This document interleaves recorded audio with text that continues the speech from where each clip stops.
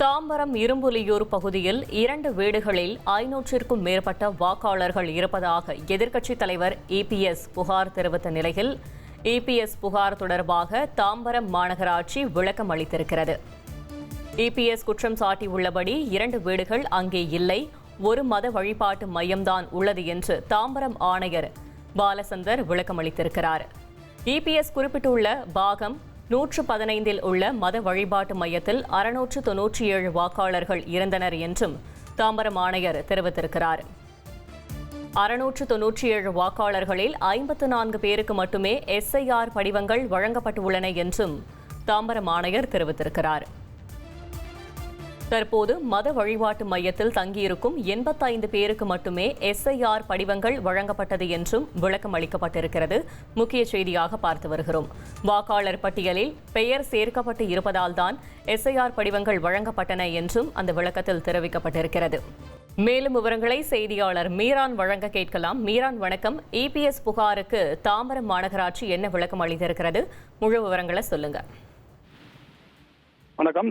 தாம்பரம் சட்டமன்ற தொகுதி இரும்புலியூர் பகுதியில் இருக்கின்ற காயத்ரி நகர், அதே போல ரோஜோ தோட்டம் பகுதியில் பாகம் எண் 115 மற்றும் 117 ஆகிய இடங்களில் ஒரே வீட்டில் 500க்கும் மேற்பட்ட வாக்குகள் இரு இடங்களில் இருப்பதாக தமிழக எதிர்க்கட்சித் தலைவர் எடப்பாடி பழனிசாமி நேற்று செய்தியாளர்கள் பேட்டியில் புகார் தெரிவித்திருந்தார்.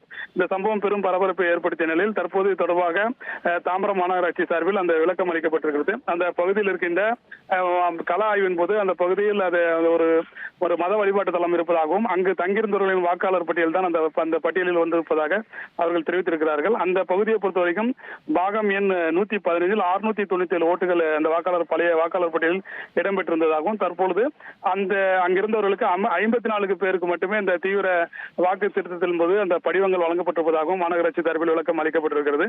இந்த முகவரியில் கள ஆய்வின் போது 275 வாக்காளர்கள் இடமாற்றம் சென்று விட்டதாகவும் 4 வாக்காளர்கள் இறந்து விட்டதாகவும் 49 பேர் கள ஆய்வின் போது அங்கு இல்லை எனவும் மாநகராட்சி ஆணையாளர் பாலசந்தர் தெரிவித்திருக்கிறார்.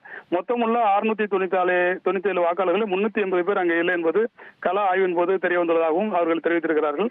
மத வழிபாட்டு தளத்தின் போது ஊழியம் செய்வதற்காக அங்கேயே அவர்கள் பல ஆண்டுகளாக தங்கியிருக்கிறார்கள். பல்வேறு ஊரிலிருந்து தங்கியவர்கள் அந்த பகுதியிலே வாக்காளர் அடையாள அட்டை பெற்று ஒவ்வொரு தேர்தலின் போது வாக்களித்திருக்கிறார்கள். அவர்களுடைய பட்டியல் தான் தற்போது அங்கு வந்திருப்பதாக அந்த பகுதியை சேர்ந்தவர்கள் தெரிவித்திருக்கிறார்கள். இந்த இதில் முறைகேடு எதுவும் நடைபெறவில்லை. கள ஆய்வின் போது யார் அந்த பகுதியில் இருக்கிறார்கள், முறையான வாக்காளர் பட்டியலில் இடம்பெற்றிருக்கிறார்கள் என்பதை ஆராய்ந்து அவர்களுக்கு மட்டுமே இந்த வாக்காளர் பட்டியலில் பெயர் சேர்க்கப்படும் என்ற ஒரு தகவலையும் அதிகாரிகள் தெரிவித்திருக்கிறார்கள். தகவல்களுக்கு நன்றி மீரான். இனி செல்லும் இடமெல்லாம் செய்தி. தந்தி டிவியின் வாட்ஸ்அப் சேனலை ஃபாலோ பண்ணினா செல்ல இருக்கும் இடமெல்லாம் செய்தி.